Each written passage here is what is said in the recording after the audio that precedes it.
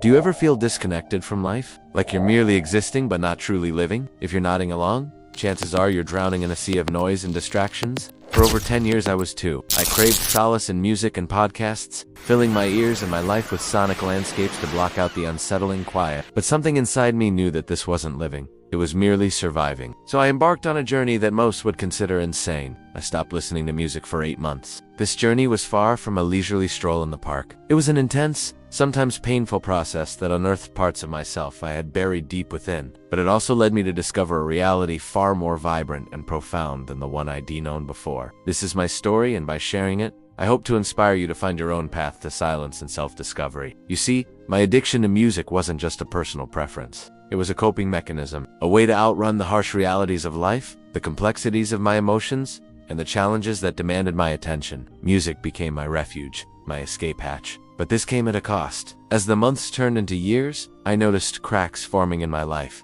My relationships suffered, my creative spark dimmed, and I felt a growing disconnection from myself. Something inside me was crying out for a change, and so that's when I decided to take the plunge. I set out on an 8-month journey into the unknown, an adventure into the world of silence. The initial days were pure torture. My ears, once accustomed to a constant soundtrack, rang loudly with discomfort. The silence became deafening. I felt agitated, restless, stripped bare without my sonic shield. Simple tasks like driving became unbearable. Working in silence felt unnatural. It was during these tough early days that I realized the true extent of my dependence on music. It was more than just a habit. It had become an addiction. But I pressed on, and around the second week, something remarkable happened. I started hearing the world around me in a whole new way. Birdsong rustling leaves, and the sound of rain became a soothing melody. I could hear the creak of my house settling, the chirp of crickets in the evening. The world, once muted, now burst with a rich tapestry of sound. This newfound awareness extended beyond the external world. I began to notice a symphony within me, too, the rhythm of my heartbeat,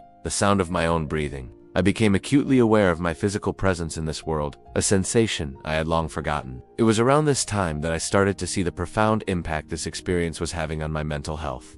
My anxiety lifted, my mind, previously cluttered with the remnants of countless songs, started to clear. This clarity allowed me to confront the uncomfortable truths I had been avoiding. It was a double-edged sword, bringing pain and growth simultaneously. I grappled with long-buried emotions, past traumas, and deep-rooted fears.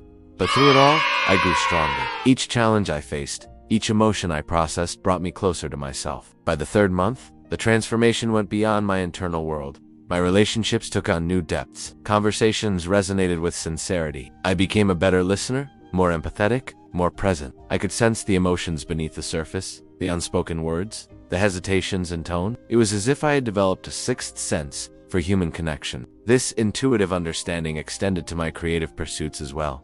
My writing, once sporadic and unfocused, blossomed. Ideas flowed onto paper, forming connections I had never seen before. My artistic vision sharpened. My creativity soared. The boundaries of my imagination seemed to expand, fueled by the clarity that silence had brought. As the months rolled on, I experienced profound shifts in various aspects of my life. My productivity skyrocketed. Deep work became effortless. Procrastination, once my constant companion, vanished. I started meditating daily, not because I had to, but because I wanted to delve deeper into the richness of silence. I sought out communities of like-minded individuals who understood my journey and shared their own experiences. Each interaction deepened my understanding of silence and its transformative power. Around the 6th month, I reached a pivotal point. I realized that I had rediscovered myself. The person I had been searching for amidst the chaos of noise was within me all along. It was the silence that had allowed me to peel back the layers of societal conditioning, of peer pressure, and of my own making, revealing the raw, authentic me. The journey had been arduous, marked by discomfort and introspection, but the reward was immeasurable. I had found peace, a deep sense of self-awareness, and a connection with the world that was profound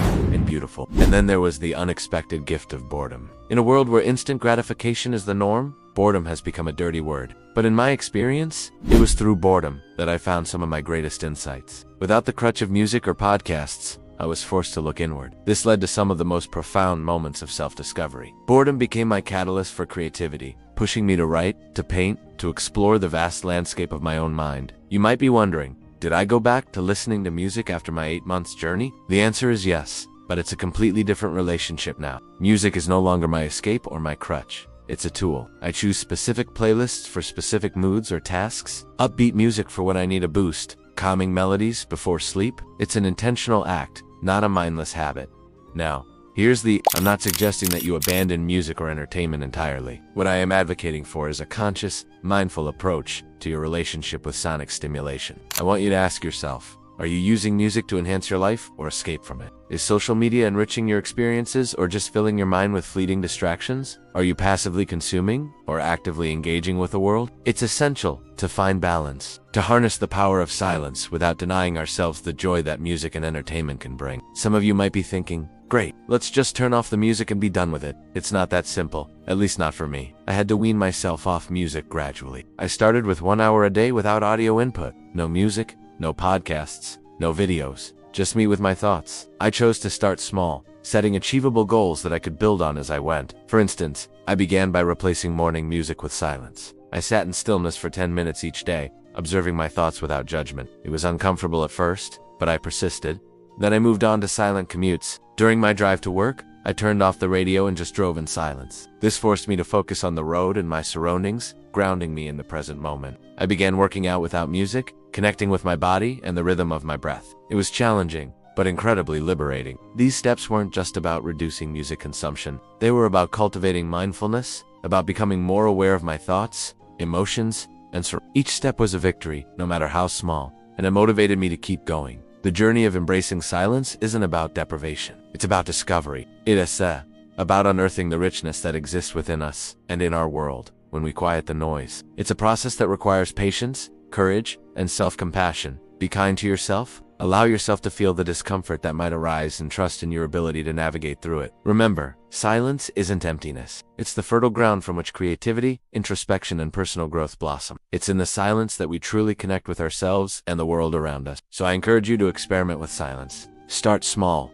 Observe your thoughts and feelings, and allow yourself to be present in the moment. Embrace the discomfort and trust the process. Who knows what treasures you might uncover within yourself and in the symphony of life.